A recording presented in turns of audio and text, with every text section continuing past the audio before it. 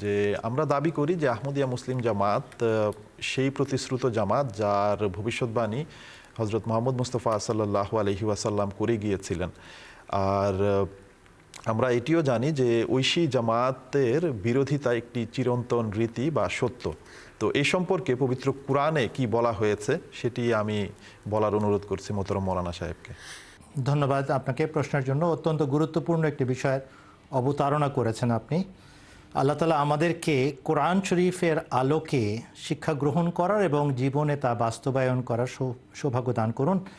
আমরা প্রায়শই এর উত্তরে বিরোধিতার বিষয়ে কোরআন শরীফের সূরা ইয়াসিনের ৩১ নম্বর আয়াত উদ্ধৃত করি আর বলি যে আল্লাহ তাআলা একথা আগের থেকেই বলে রেখেছেন যে বড়ই পরিতাপ আমার বান্দাদের জন্য, বড়ই আক্ষেপ আমার বান্দাদের জন্য, যখনই তাদের কাছে কোনো প্রত্যাদিষ্ট মহাপুরুষ আগমন করেছেন তখনই তারা তার বিরোধিতা করেছে। এটা অমোঘ নিয়ম এবং ঘোষণা আল্লাহ তাআলা আগের থেকেই বলে রেখেছেন। অতএব সত্যবাদী মহাপুরুষ যদি এসে থাকেন শেষ যুগে তাহলে তারও বিরোধিতা হবে এবং হচ্ছে। আজকে আমরা সূরা ইয়াসিন ছাড়াও সূরা আল মুমিনুনের ৪৫ নম্বর আয়াতের অবতারণা করব এবং এটা আপনাদের সামনে উপস্থাপন করে একটি বিষয় পরিষ্কার করার চেষ্টা করব যে সমস্ত নবী রসুলের একটি ভাগ্য এবং একটি তাকদীর লিখিত আছে, আর সেই কথাটাই কোরআন শরীফে বলা আছে। আয়াত নম্বর ৪৫ সূরা আল মুমিনুন, আল্লাহ তাআলা বলছেন, আউযু বিল্লাহি মিনাশ শাইতানির রাজিম, সুম্মা আরসালনা রুসুলানা তাতরা কুল্লামা জাআ উম্মাতার রাসূলুহা কাযাবুহু। ভালো করে লক্ষ্য করে দেখুন আল্লাহ কি বলছেন। এরপর আমরা ক্রমাগত একাধারে টানা রসুল প্রেরণ করলাম। কুল্লামা জাআ উম্মাতার রাসূলুহা, আর যখনই নিজ জাতির কাছে তার জন্য প্রত্যাদিষ্ট মহাপুরুষ আগমন করলেন, কাযাবুহু, তারা তাকে মিথ্যা বলে অস্বীকার করল। কি জানা গেল?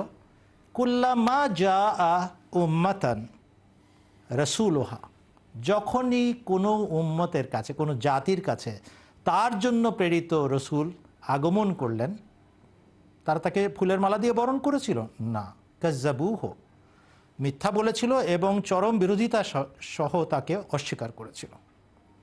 তাহলে তাকদীরে আম্বিয়া বা নবী রসুলদের ভাগ্যের লিখন কি? বিরোধিতা।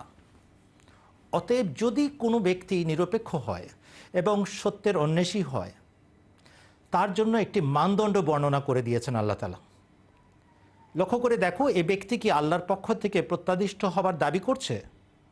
যদি তার দাবি আল্লাহর পক্ষ থেকে প্রত্যাদিষ্ট হবার হয়ে থাকে এবং সে আল্লাহর কসমকে দাবি করে থাকে, প্রকাশ্যে বারবার পুনরাবৃত্তি করে থাকে নিজের দাবির, যে আল্লাহ আমাকে পাঠিয়েছেন, আল্লাহ তোমাদের সংশোধনের জন্য আমাকে পাঠিয়েছেন, তোমাদের হারানো ঈমান ফেরত দেওয়ার জন্য আমাকে পাঠিয়েছেন, তোমাদেরকে ঐক্যবদ্ধ করার জন্য আমাকে পাঠিয়েছেন, আল্লাহ পাঠিয়েছেন আমাকে, কোনো জগতের প্রতিষ্ঠান আমাকে পাঠায় নাই, আর আমি স্বঘোষিত কোনো মহাপুরুষ নই, এই কথা যদি তার দাবি হয়, আর তার উপর ঈমান আনয়নকারীরা যদি চরম বিরোধিতার সম্মুখীন হয় এবং তিনি নিজেও যদি চরম বিরোধিতার সম্মুখীন হন, তাহলে বুঝতে হবে কোরআন বর্ণিত মানদণ্ডে তিনি উত্তীর্ণ হচ্ছেন। চরম বিরোধিতা সত্যবাদী মহাপুরুষের লক্ষণ।